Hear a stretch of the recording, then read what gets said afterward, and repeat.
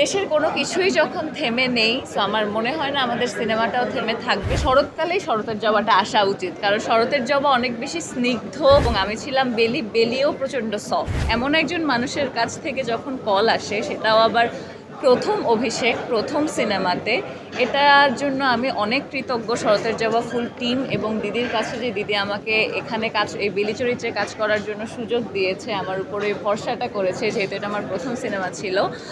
এটার জন্য আমি খুব কৃতজ্ঞ। আর তাছাড়া জিতু হাসান ভাইয়ের মতো এত বড় একজন অভিনেতার সাথে আমি কাজ করতে পেরে অনেক অনেক অনেক থ্যাঙ্কফুল সবার কাছে। এবং সব কিছু মিলিয়ে আমাদের অভিজ্ঞতা খুবই ভালো, কারণ গল্পটা অনেক ভালো ছিল। কারণ এর আগেও একটা দুটো কাজের কল পেয়েছিলাম। আমার প্রথম কাজ ছিল হচ্ছে চরকির আন্তনগর, যেটা একটা ওয়েব ফিল্ম ছিল গৌতম করির ডিরেকশনে। ঠিক সেটার শুটিং চলাকালীন সময়েই আমি হচ্ছে শরতের জবার সাথে কানেক্টেড হই, শরতের জবাটা করি। সো এটা আমার অভিষেক হলো বড় পর্দায়। আপনারা সবাই দেখেন কেমন করেছি। কুসুমদি তো ভরসা করে আমাকে নিয়েছে, এবার আপনারাও একটু ভরসা করে যদি হলে এসে দেখেন, তাহলে আশা করি আপনাদের সবার ভালো লাগবে। 250-টিরও বেশি ডিজাইন অপশন নিয়ে ওয়ালটন স্মার্ট ফ্রিজ, বোঝে আপনার প্রয়োজন।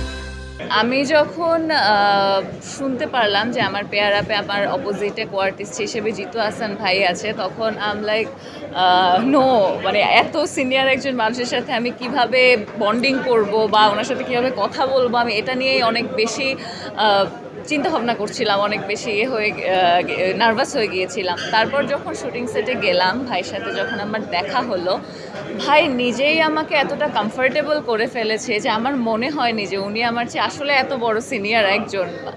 এবং কেমিস্ট্রি আমাদের অনেক দুর্দান্ত হয়েছে। এটা আমি আসলেই ভাইয়ের প্রতি কৃতজ্ঞ, কারণ ভাই যদি আমাকে ওভাবে ফ্রি না করতো আমি আসলে পারতাম না। এবং অভিনয়ের প্রতিটা জায়গায়ও আমাকে, আমার যদি কোনো ভুল হয় সেখানে কুসুমদি আমাকে ধরিয়ে দিয়েছে, আমাকে জিতু হাসান ভাই ধরিয়ে দিয়েছে।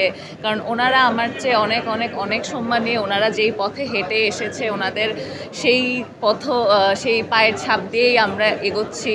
সো এদের মতো মানুষদের সাথে আমি কাজ করতে পেরেছি, এটার জন্যই আমি অনেক অনেক অনেক গ্রেটফুল। কুসুমদিকে আমি ভেবেছিলাম যে একটু হয়তোবা রুড বা ঠিক কীভাবে কথা বলবে, বা আমি ওখানে লিটারেলি এতজন আর্টিস্ট ছিল, আমি ওখানে সবচেয়ে জুনিয়র আর্টিস্ট ছিলাম।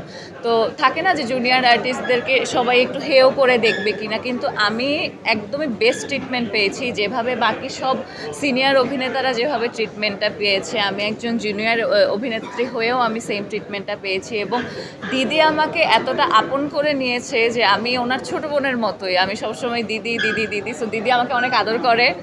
এবং দিদির দাদা বাড়িতেই আমরা কাজটা করেছি, দিদির বাবার সাথে, এবং সবার সাথে মিলে আমাদের খুব ভালো একটা সময় কেটেছিল শুটিংয়ে। আমার এক্সাইটমেন্টটা এখানে অনেক বেশি, কারণ যেহেতু এটা আমার ফার্স্ট বড় পর্দার সিনেমা।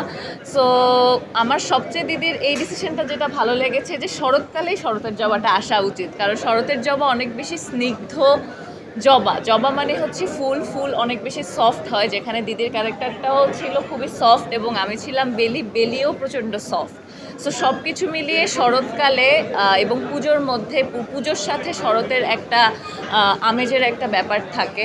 সো শরৎকালে যেহেতু সিনেমাটা আসছে, দেশের কোনো কিছুই যখন থেমে নেই, সো আমার মনে হয় না আমাদের সিনেমাটাও থেমে থাকবে। সবাই আসবে অবশ্যই এবং সবাই দেখবে, এই ভরসা আমাদের আছে।